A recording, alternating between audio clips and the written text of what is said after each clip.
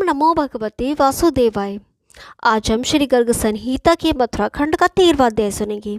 इसमें हम सुनेंगे श्री कृष्ण की आज्ञा से उद्धव का वृक्ष में जाना और श्री दामा आधा सखाओं का उनसे श्री कृष्ण विरह के दुख का निवेदन। तो आइए शुरू करते हैं। बहुलाश्व ने कहा, मुनि श्रेष्ठ अपने कुटुंबी जनों तथा जाति भाइयों को मथुरापुरी में निवास देकर यदुकुल तिलक श्री कृष्ण ने आगे चलकर कौन कौन सा कार्य किया। श्री नारद जी ने कहा, राजन, साक्षात परिपूर्णतम भगवान भक्त वत्सल श्री कृष्ण ने गोपी और गोपगणों से भरे हुए दीन दुखी गोकुल का स्मरण किया। अतः एक दिन एकांत में अपने सखा भक्त उद्धव को बुलाकर भगवान ने प्रेम गद वाणी में कहा। श्री भगवान बोले, हे सखे, लता कुंजों के समुदाय आदि से अलंकृत सुंदर ब्रजमंडल में शीघ्र ही जाओ। गोवर्धन और यमुना की शोभा से मनोहर वृंदावन में तथा गोप गोपियों से भरे हुए गोकुल में भी पधारो। मित्र, मेरा एक पत्र तो नंद बाबा को देना और दूसरा यशोदा मैया के हाथ में देना। सखे, तीसरा पत्र श्री राधिका को उनके सुंदर मंदिर में जाकर देना और चौथा मेरे सखा ग्वाल वालों को मेरा शुभ कुशल समाचार निवेदन करते हुए देना। इसी प्रकार अत्यंत मोहित हुई गोपांगनाओं के सैकड़ों यूथों को पृथक पृथक पत्र देने हैं। मेरे पिता नंदराज बड़े दयालु हैं, उनका मन मुझ में ही लगा रहता है और मेरी मैया यशोदा शीघ्र ही अपने पास बुलाने के लिए मेरा स्मरण करती है। तुम तो नीति शास्त्र के विद्वान हो, सुंदर सुंदर बातें कर उन दोनों के हृदय में मेरी परम प्रीति धारण कराना। मेरी प्राण वल्लभा राधिका मेरे वियोग से आतुर है और मेरे बिना मोहवश सारे जगत को सूना समझती है। उन सब को मेरे वियोग के कारण जो मानसिक व्यथा हो रही है उसे मेरे संदेश वचनों द्वारा शांत करो, क्योंकि तुम बातचीत करने में बड़े कुशल हो। सुदामा आदि ग्वालवाल मेरे प्रिय सखा हैं, मुझ अपने मित्र के बिना वे भी मोह से आतुर हैं। तुम उन्हें भी मित्र की तरह सुख देना। मैं थोड़े ही समय में श्री विजय धाम में आऊँगा। गोपांगनाएं मेरे वियोग की व्यथा से वेग से व्याकुल हैं, उनका मन मुझ में ही लगा हुआ है, उनके शरीर और प्राण भी मुझ में ही स्थित हैं। मंत्री प्रवर, जिन्होंने मेरे लिए अपने लोक परलोक सब त्याग दिए हैं, उन अबलाओं का भरण पोषण मैं स्वतः कैसे नहीं करूँगा। उद्धव, वे मेरे आते समय प्राण त्याग देने को उद्धत थीं, वे आज भी बड़ी कठिनाई से प्राण धारण करती हैं। मेरे वियोग से उत्पन्न उनकी मानसिक व्यथा को तुम मेरे संदेश वचनों के द्वारा शांत करो, क्योंकि वार्तालाप की कला में तुम परम कुशल हो। सखे, मैंने पहले जिस रथ पर आरूढ़ होकर ब्रज से आया था, उसी रथ को उन्हीं घोड़ों, सारथी और बजती हुई घंटिकाओं से सुसज्जित करके अपने साथ ले जाओ। मेरे समान ही रूप बना लो। अभी पीताम्बर, वैजंती माला, सहस्त्र दल कमल, दिव्य रत्नों के प्रभा से मंडित कुंडल तथा कोटि बाल रवियों के समान उद्दीप्त कौस्तुभ मणि भी धारण कर लो। मेरे उस सवर से बजने वाली मनोहर बांसुरी तथा फूलों से सजी हुई जगन्मोहिनी छड़ी भी ले लो। उद्धव, मेरी ही समान दिव्य सुगंध से आवृत सुंदर चंदन, मोर पंख और बजते हुए नुपुरों से युक्त नटवर वेश धारण कर लो। इसी तरह मेरा ही मोर पंख का मुकुट तथा दोनों बाजूबंद धारण करके मेरे आदेश से अभी यथासंभव शीघ्र जाओ।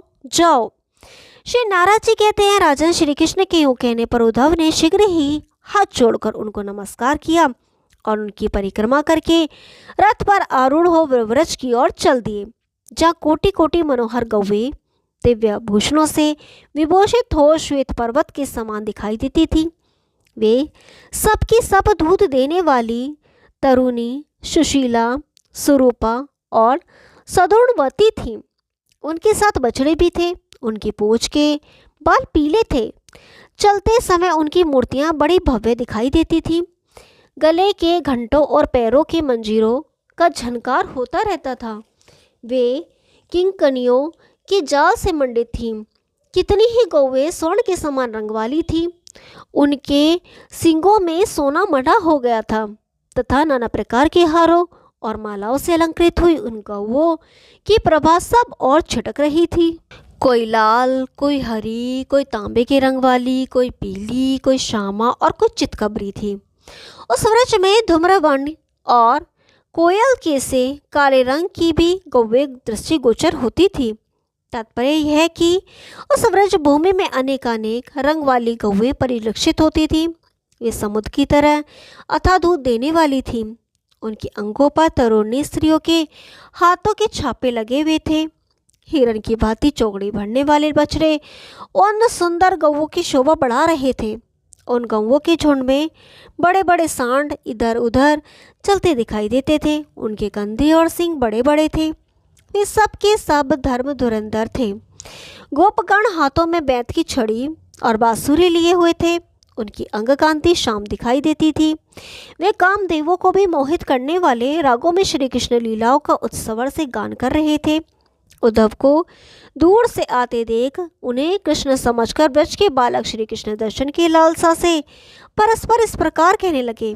गोप बोले, मित्र, ये नंद नंदन आ रहे हैं जो हमारे प्रिय सखा हैं। निसंदेह वे ही हैं। मेघ के समान श्याम कांति, शरीर पर पीतांबर, गले में वैजंती माला तथा कानों में रत्नमय कुंडल इनकी शोभा बढ़ाते हैं। वक्षस्थल पर कौस्तुभ मणि, हाथों में गोल गोल कड़ी शोभा दे रहे हैं। हाथ में सहस्त्र दल कमल धारण करके माथे पर वही मुकुट पहने हुए हैं जो करोड़ों मारतंडों के तेज को तिरस्कृत कर देता है। वे ही घोड़े और वहीं किंकनी जाल से मंडित रथ हैं। इस रथ पर बलदेव जी नहीं हैं, अकेले नंद नंदन ही दिखाई देते हैं। श्री नारद जी कहते हैं, विदेराज इस प्रकार बातें करते हुए श्री दामा आदि गोपाल श्री कृष्ण की ही आकृति धारण करने वाले कृष्ण सखा उद्धव के पास रथ के चारों ओर से आ गए। निकट आने पर वे बोले, श्री कृष्ण तो नहीं है, किंतु साक्षात उनकी ही समान आकृति वाला यह पुरुष कौन है? इस तरह बोलते हुए उन गोपालों को नमस्कार करके उद्धव ने उन सबको हृदय से लगाया और अपने स्वामी श्याम सुंदर की चर्चा आरंभ की। उद्धव बोले, श्री दामन, ये तुम्हारे सखा श्री कृष्ण का दिया हुआ पत्र है, इसमें संशय नहीं है, तुम इसे ग्रहण करो। ग्वाल बालों सहित तुम शोक ना करो। साक्षात श्री हरि सकुशल हैं। वे भगवान यादवों का महान कार्य सिद्ध करके बलराम जी के साथ थोड़े ही दिनों में यहाँ आएंगे। श्री नारद जी कहते हैं, राजन, उनके हाथों के दिए हुए पत्र को पढ़कर श्री दामा आदि व्रज के बालक बहुत आंसू बहाते हुए गदगद वाणी में बोले। गोपों ने कहा, हे पथिक, निर्मोही नंद नंदन में ही हमारा तन, वैभव, धन, बल और समस्त अंतःकरण लगा हुआ है। श्री कृष्ण के बिना हमारा व्रज ही नहीं शून्य हुआ है। हमारे लिए सारा संसार सोना हो गया है।